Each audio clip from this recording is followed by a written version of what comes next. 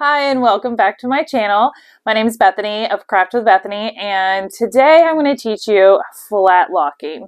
Flat locking is a type of stitch that you can do on a serger, and I'm going to show you how to do that. And it's honestly one of my favorite things to do on a serger, or you might call it an overlocker. And so I'm going to show you how to use the flat locking stitch to create your own fabric that you can then turn into whatever project you want. I love this stitch so much because it just opens up a world of creativity that just expands, to whatever you can come up with, right? So I'm going to show you what I'm working on today. I'm hoping it turns out as I envision it in my head. But what I want you to get out of this is just learning the flat locking stitch. Not the end result of what I'm making, but it could inspire you to make something similar if you like. Now, what I'm going to show you today is how I am taking 3 different types of denim. I've cut them into strips, and I'm sewing them together with a flat locking stitch to make my own striped denim. It looks very abstract, very recycled. Some of this denim I've had for a long time, and so I guess in a sense it's given it its purpose, right? So I'm going to hold up what I've sewn so far. Now, my strips aren't all the same length, so they start the same here, but there are a few different lengths down here. But this is what I have so far. I have not gotten very far, but I'm going to show you how to do this. So I stopped and I thought, I should probably hit record and show you guys what I'm doing. So anyways, I have 3 different colors of denim. So I have the dark, I have the checkered, and I have a light denim, and I'm just repeating a pattern. And so right here will be checkered, and then light, and then checkered and dark. So I'm kind of alternating with the checker because it's my favorite. My goal here is, as I piece these together with the flat locking stitch on the serger, is to create my own fabric that I can then turn into a tote bag.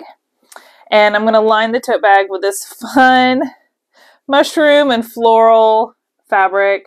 For a fun pop of color on the inside of the bag, I may add a pocket to the outside. Haven't quite decided yet, but I do know that this is going to be the outside of my bag along with probably the same checkered. We'll see. I may come up with some funky thing to do for the straps, but I'm just going to go in for a simple tote. So I don't really need a pattern for this because it's really just based on how big I want it to get. I'm kind of wanting to go with something a little wider and not as deep, but we'll see how it goes. So let me show you flat locking. Let me get you up close to what this means.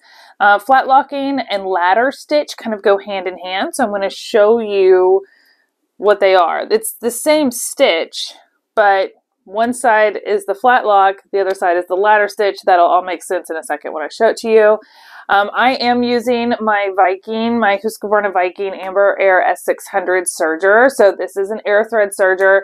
It does make selecting these kind of stitches very easy, but I'm going to give you the settings that I use on mine to create the flat locking stitch for a heavier weight woven fabric.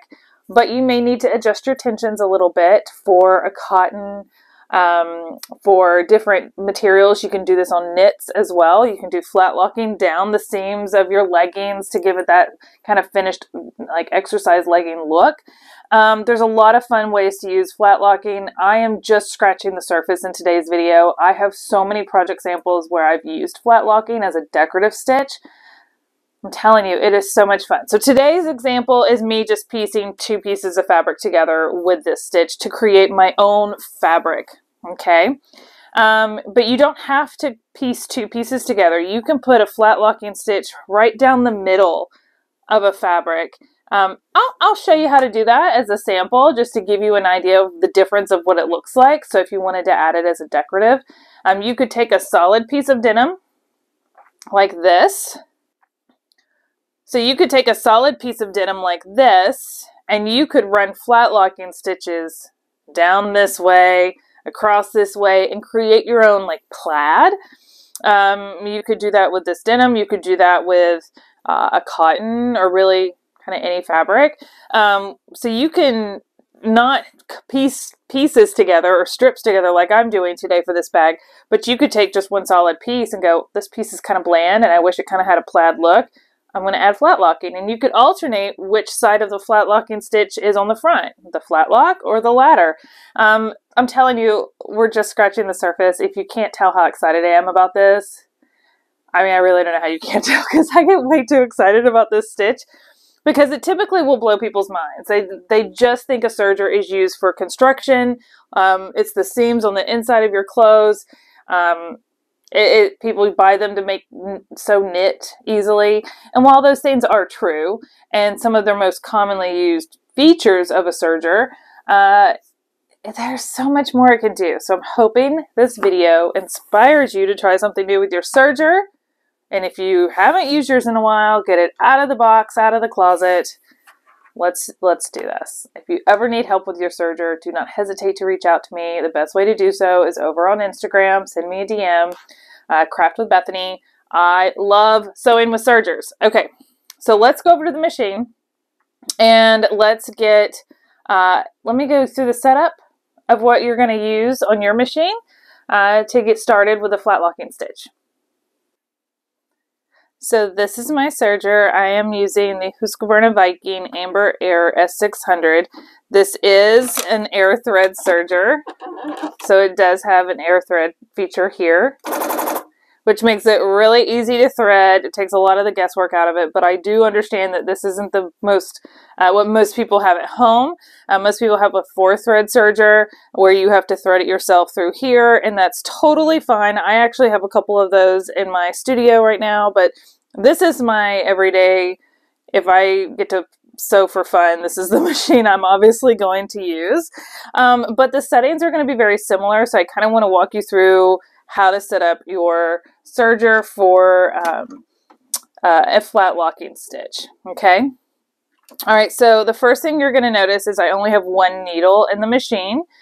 So if your serger has 2 needle places, a left and a right, then you want your needle in the right position. So you're going to take out the left needle. Okay.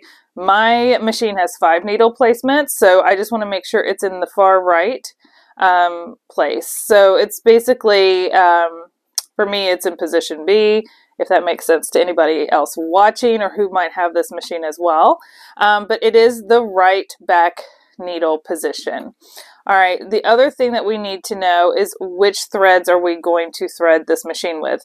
So my machine does take 5 threads. If yours just takes 4, it's okay. You can obviously still do this stitch because this stitch only requires 3 threads.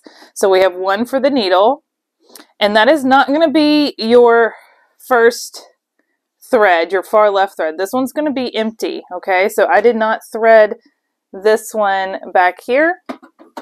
It's just hanging. I threaded the second thread from the left, so I threaded my second tension, and that is my needle, comes down to my needle. And then I threaded my upper looper and lower looper, so the next 2. All right, so this one and this one. If you have a 5 thread like I do, there's nothing in this one. This one is empty. Okay, so it's basically we skip the first one, we do the next 3, and if you have a 5 thread, you skip the last one. If you have a 4 thread, you just skip the first one. You do the second one for your needle, and you do your upper and lower looper here. Okay, so once you have these threaded, we need to talk about tension. So one thing that I love about my serger that I have is I can tell it right here which type of fabric I'm sewing with. So light, medium, or heavy woven, light, medium, or heavy knit. So I chose the heavy woven because I am sewing with a denim on my serger. Even though it's not like a super heavy denim, I still chose it. And I did a little test stitch and it did a great job. So this is the flat lock on the back and the ladder on the front. So what I love about the ladder stitch is it looks like it's just floating on top of the fabric. It is so pretty. It's so simple. It just looks like a little ladder going between my seams, and I love that.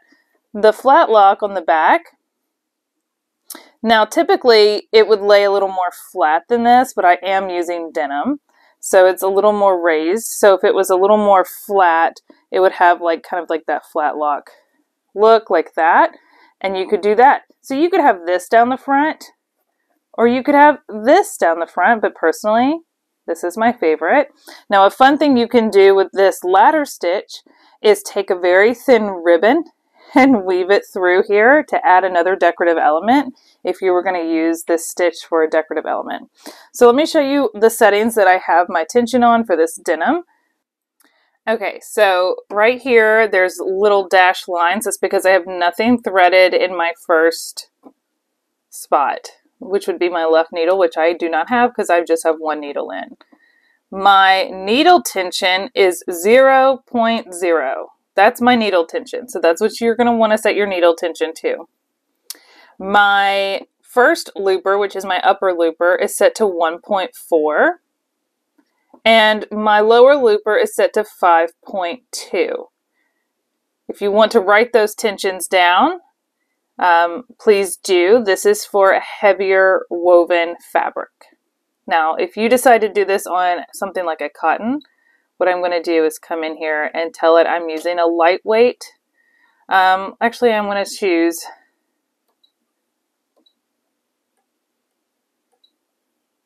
So I'm going to tell it I'm using a medium weight woven, which I would consider kind of like a quilting cotton. And let's look at the tension differences now. So my needle stays at 0.0 tension. My upper looper is now 1.6 and my lower looper is 5.1.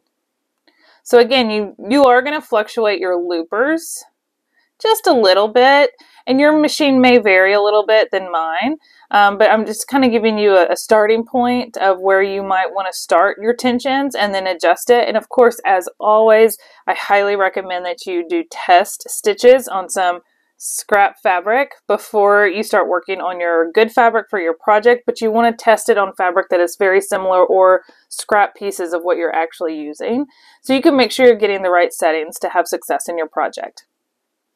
All right, so the first thing I'm going to do is take a piece of this checkered and a piece of just this plain denim, and I'm going to put them right sides together so you can see how this stitch works. Now, if you are piecing two pieces of fabric together, you are going to cut some off because we want a nice clean edge for our flat locking stitch to go around. A nice clean seam. So I am going to cut a little bit off of my side here, and then I'll open it up and show you what it looks like.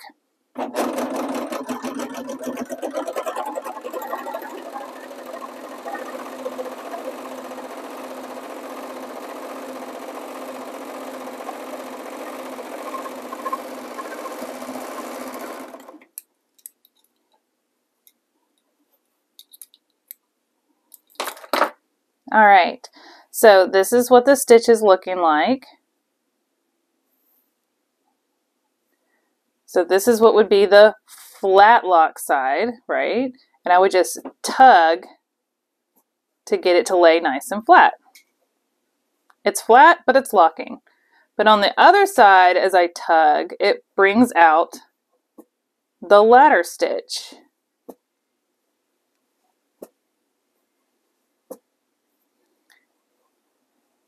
Give it a nice good tug. Don't be afraid to like work with your fabric a little bit to get it nice and tug, and then I would press it and make it stay. Do you see why I like the ladder stitch as a decorative? Now, if I were to have put these pieces wrong sides together and done the stitch, my ladder stitch would have been on the back and my flat lock would have been on the front. So again, all about which way you put your fabric determines which side of the stitch is on the front of your fabric.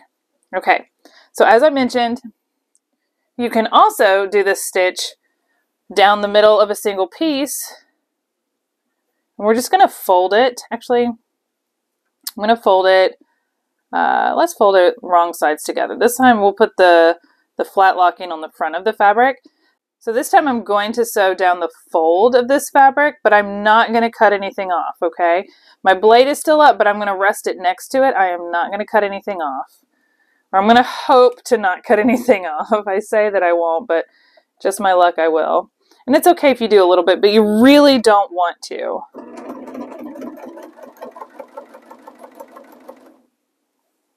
So this time I have to go a little slower because I'm so used to just chopping right through my fabric.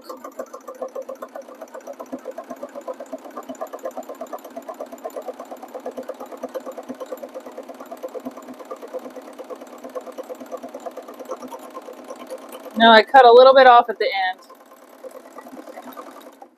That's okay. All right, so what I've done now is I've put a decorative stitch down the front of this piece of fabric. So if I did this over and over, I could, in different directions, I could create a crosshatch, I could create a plaid. How fun is that? Now this one, you, again, being a thicker material, you kind of have to work to get it to lay flat. But if it was a thinner material, it would lay really nice and flat and create a nice little look. And then of course the ladder stitch is on this back side. Do you see how the fabric is laying flat as it stretches out? Because it wasn't two pieces. It was just sewn right down the middle. How fun is that? So what I'm going to do now is make some more of my bag fabric so that I can make a tote bag.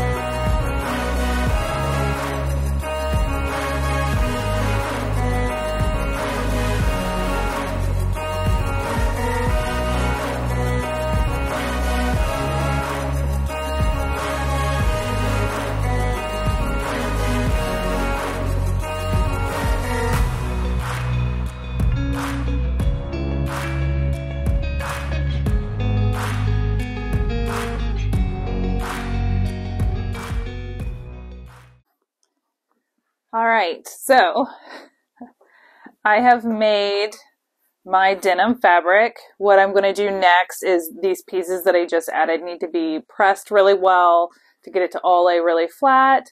And then I'm going to turn this into a tote bag. I'm really excited about this project. It just kind of came to me in my head. I've been wanting to do something like this for a long time, so I'm excited to see it come to fruition and use up some of my scrap denim that I had.